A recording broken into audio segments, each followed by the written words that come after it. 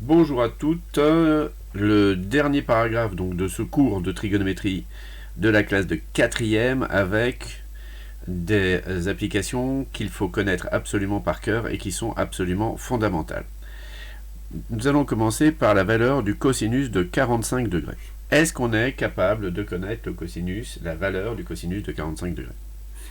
Eh bien, en fait, 45 degrés se trouve dans un triangle rectangle isocèle. J'ai donc ici un triangle rectangle isocèle, j'ai nécessairement ici 45 degrés, 45 degrés. Pourquoi? Parce que 90 divisé par 2, ça fait 45.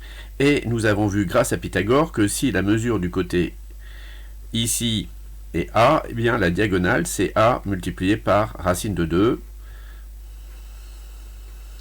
Donc ainsi, le cosinus de 45 degrés, qui est égal à donc au côté adjacent divisé par son hypoténuse, va être égal à A divisé par A sur racine de 2. Les deux valeurs de A vont se simplifier, et donc le cosinus de 45 degrés est égal à 1 sur racine de 2.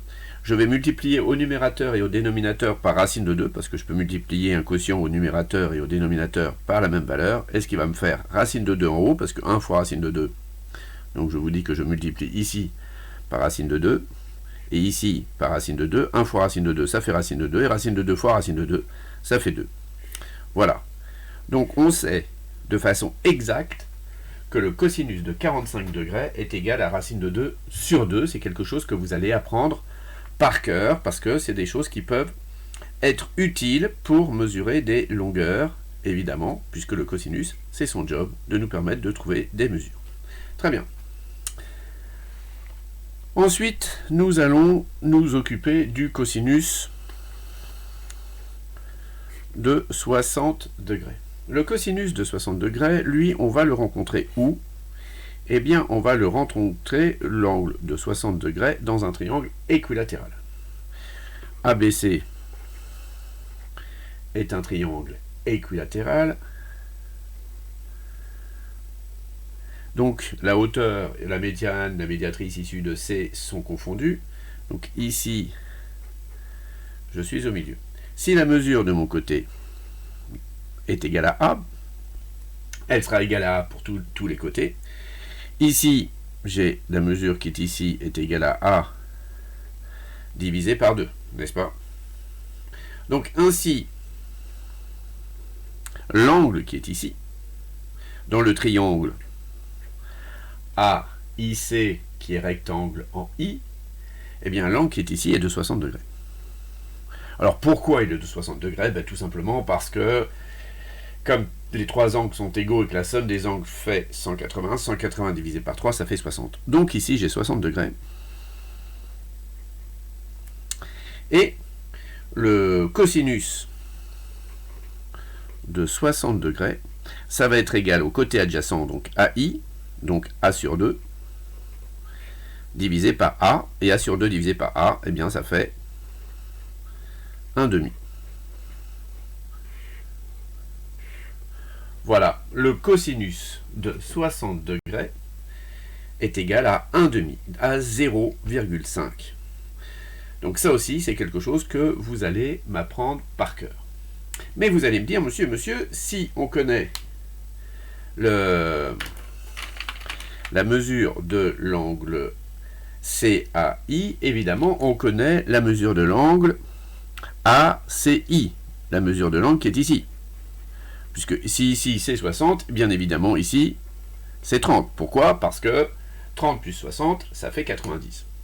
Et donc la hauteur ici du triangle équilatéral, monsieur, on l'a apprise par cœur aussi, parce qu'on l'avait fait dans le chapitre sur Pythagore, et ça vaut A racine de 3 divisé par 2. On le sait par cœur. Du coup, on va pouvoir trouver le cosinus de 30 également. Le cosinus de 30 degrés, ça va être égal à A racine de 3 divisé par 2 sur A. Les deux A vont se simplifier et ça va faire que le cosinus de 30 degrés est égal à racine carrée de 3 sur 2. Et ça aussi, c'est une valeur qu'il faut connaître par cœur. C'est très très important de connaître ces trois valeurs par cœur. Cosinus de 30, racine de 3 sur 2, cosinus de 60, 1 demi, et cosinus de 45, racine de 2 sur 2. Alors, mémotechniquement, c'est assez facile à apprendre. Pourquoi?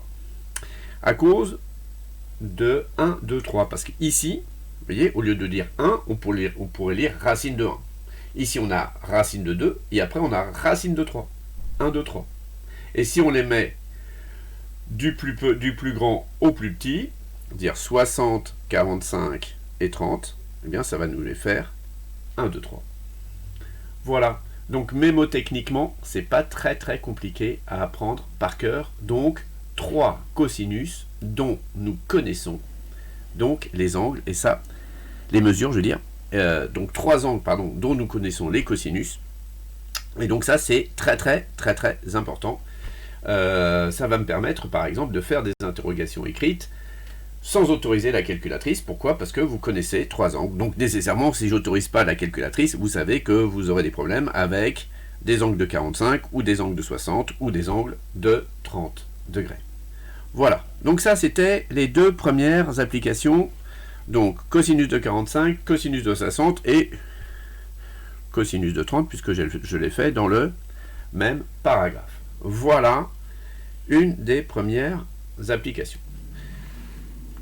Alors ensuite, à quoi sert donc la trigonométrie? À quoi sert la trigonométrie? Eh bien, elle sert, je le répète pour la dernière fois, et vous avez fait plein d'exercices là-dessus, donc maintenant vous êtes très forte.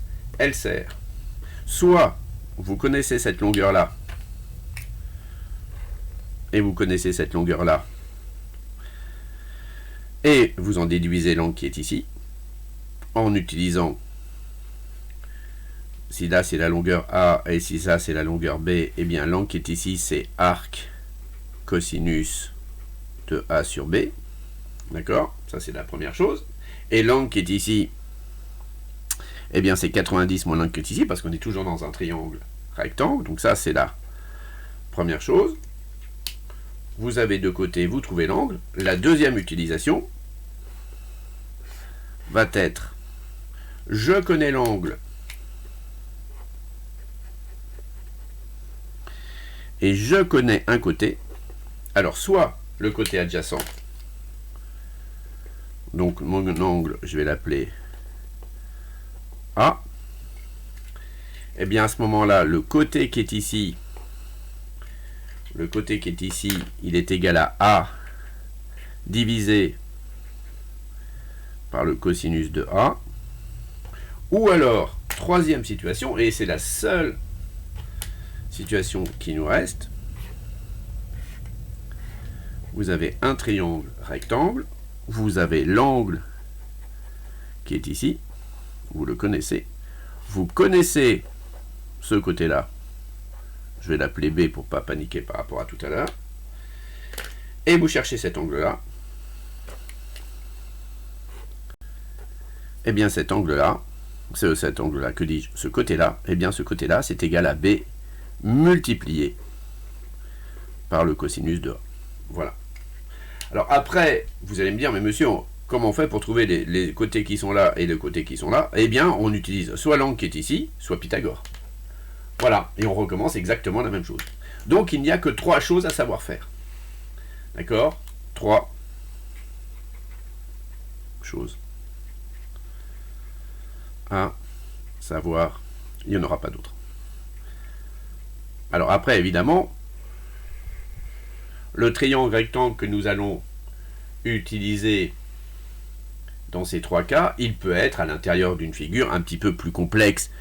Et le triangle rectangle, il sera peut-être à l'intérieur d'un rectangle, etc., etc. Mais il n'y a que ça à savoir faire. Voilà, c'est tout, c'est terminé. Je vais maintenant vous donner des exercices. Alors vous avez déjà le DM à faire, mais je vais vous donner des exercices un petit peu en plus pour que vous vous entraîniez bien et que vous soyez apte donc pour le contrôle de la semaine prochaine à me faire quelque chose de très très bien. Voilà, je vous souhaite une excellente fin de semaine, fin de journée, et je vous dis à bientôt. Prenez bien soin de vous.